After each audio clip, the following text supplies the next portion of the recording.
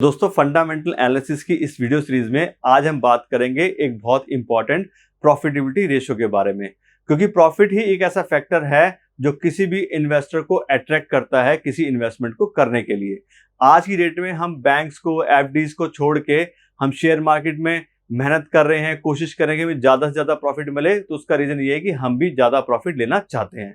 तो इसके लिए चाहे बाकी सब चीजें कुछ भी हैं कि कंपनी का ब्रांड बहुत अच्छा है, कंपनी का नाम बहुत अच्छा है, सेल्स बहुत अच्छी है, लेकिन इन्वेस्टर क्या चाहता है? इन्वेस्टर अल्टीमेटली ये चाहता है कि अगर मैं अपना पैसा दे रहा हूं तो उसके अगेंस्ट मुझे प्रॉफिट या रिटर्न क्या मिल रही है।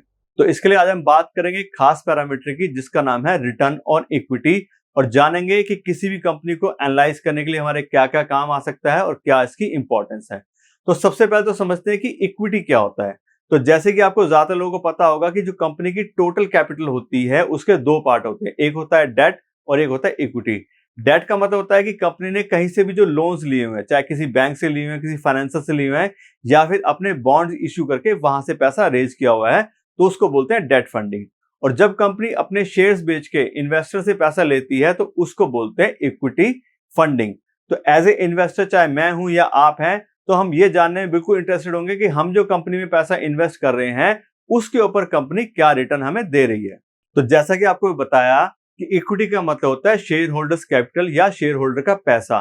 तो ऐसे ही रिटर्न ऑन इक्विटी का मतलब हो गया return on share holders money, यानी कि लोगों ने जो अपना पैसा इन्वेस्ट किया कंपनी ने, कंपनी उसके ऊपर कितना जनरेट हमारे लिए प्रॉफिट कर रही है। इसका जो फॉर्मूला होता है वो होता है net profit divided by share holders equity, यानी कंपनी के साल में जितना भी प्रॉफिट हमें कमा के दिया है उसके अगेंस्ट जो पैसा कंपनी ने इन्वेस्टर से रेज करके लगाया उसका ये परसेंटेज निकाल के हमें देती है। और जैसे हमने पहले बात की कि इन्वेस्टर को क्या चाहिए, उनको मैक्सिमम रिटर्न चाहिए अपने पैसे के ऊपर, और इस रेशो से हम यही चीजें चेक कर सकते हैं। उसके अलावा इस रेशो से हमें यह भी पता लगता है कि जो कंपनी की मैनेजमेंट है वो शेयर होल्डर्स के पैसे को कितने अच्छे से यूज कर रही है, उसके ऊपर कितनी अच्छी रिटर्न वो हमें दे पा रही है। फिर उसके बाद बात आती है कि जिस भी कंपनी को हम इन्वेस्ट के लिए कंसीडर करना चाहते हैं या किन दो कंपनियों को हम चेक करना चाहते हैं इस पैरामीटर के ऊपर कि उसके हिसाब से रिटर्न ऑन इक्विटी होनी कितनी चाहिए। तो जो हम बात करते हैं आज के मार्केट रेट के हिसाब से, किसी भी कंपनी की जो रिटर्न ऑन इक्विटी है वो कम से कम 15% तो होनी ही चाहिए, तभी हम उस कंपनी को कंसीडर करेंगे इन्वेस्टमेंट के लिए। तो वही चीज है, जितना हायर होगा हमारा रिटर्न ऑन इक्विटी उतनी ही कंपनी को अच्छी मानेंगे। इसके थ्रू हम दो कंपनीज को भी चेक कर सकते हैं कि किस कंपनी का ज्यादा आरओई आ रहा है, या फिर किसी पर्टिकुलर कंपनी को हम उसके इंडस्ट्री एवरेज से भी चेक कर सकते हैं कि इसका आरओई कितना है और इंडस्ट्री का आरओई कितना है। प्लस जैसे भी आपको पहली वीडियोस में बताया कि इस रेशियो को भी हमें मैन्युअली कैलकुलेट करने की कोई जरूरत नहीं है।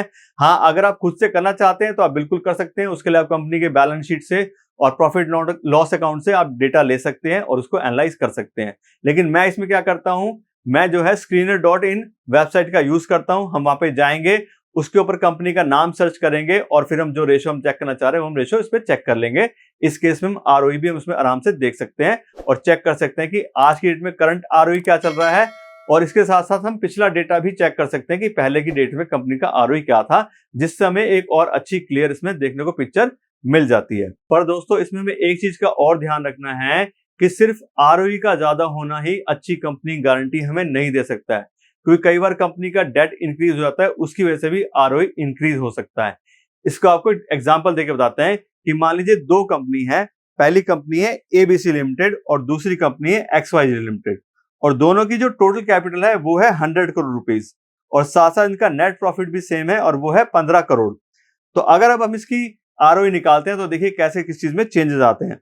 अब जो पहली कंपनी है उसके अंदर फर्क क्या है कि जो उसके 100 करोड़ रुपीस की कैपिटल है वो सारी की सारी शेयर होल्डर की इक्विटी है, और जो सेकंड कंपनी है उसके अंदर शेयर होल्डर की इक्विटी है 30 करोड़ और बाकी 70 करोड़ रुपए का है डेट। तो अगर हम पहली कंपनी का रिटर्न ऑन इक्विटी निकालेंगे तो यहाँ पे net profit divided by equity के लिए आएगा 15 करोड़ डिवाइडेड बाय 100 इंटू 100, तो ये निकल के आता है 15%। यानी कि पहली वाली जो एबीसी लिमिटेड है उसका आरओई हो गया 15%। अब अगर हम दूसरी वाली कंपनी XYZ का आरओई निकालेंगे तो नेट प्रॉफिट जो हम ऊपर रखते हैं वो आएगा 15 करोड़ और नीचे आएगा 30 करोड़ जो इसकी इक्विटी शेयर होल्डर्स की पैसा है, और जब इसको 100 से मल्टीप्लाई करके परसेंटेज निकालेंगे तो ये आ जाएगा 50%। यानी कि पहली वाली कंपनी का हो गया 15%, दूसरी वाली का हो गया 50%। इस तरह से अगर हम देखते हैं तो लगता है कि दूसरी वाली जो कंपनी XYZ लिमिटेड है ये कंपनी ज्यादा बेटर है। लेकिन अगर हम टोटल हिसाब से देखते हैं तो आप देखोगे कि कंपनी ने 30 करोड़ की इक्विटी के अगेंस्ट 70 करोड़ रुपए का जो है वो डेट लिया हुआ है, जो कि इसको लॉन्ग टर्म में परेशानी क्रिएट कर सकता है, क्योंकि जितना ज्यादा डेट होगा उतना ज्यादा इंटरेस्ट पेमेंट होगा और कभी कंपनी की अर्निंग्स वगैरह में कोई दिक्कत आ गई, कम आ गई, तो उसको इंटरेस्ट को पे करने में कंपनी को दिक्कत आ सकती है। तो इसके लिए मैं आपको यह सजेस्ट करूंगा कि आरओई के साथ साथ हमें डेट बाय इक्विटी रेशियो भी चेक करना चाहिए। और डेट बाय इक्विटी रेशियो क्या होता है और कंपनी के लिए कौन सा डेट बाय इक्विटी रेशियो सही रहता है, उसके लिए मैंने एक अलग से वीडियो पहले बना रखी है, आप उस वीडियो को चेक कर सकते हैं।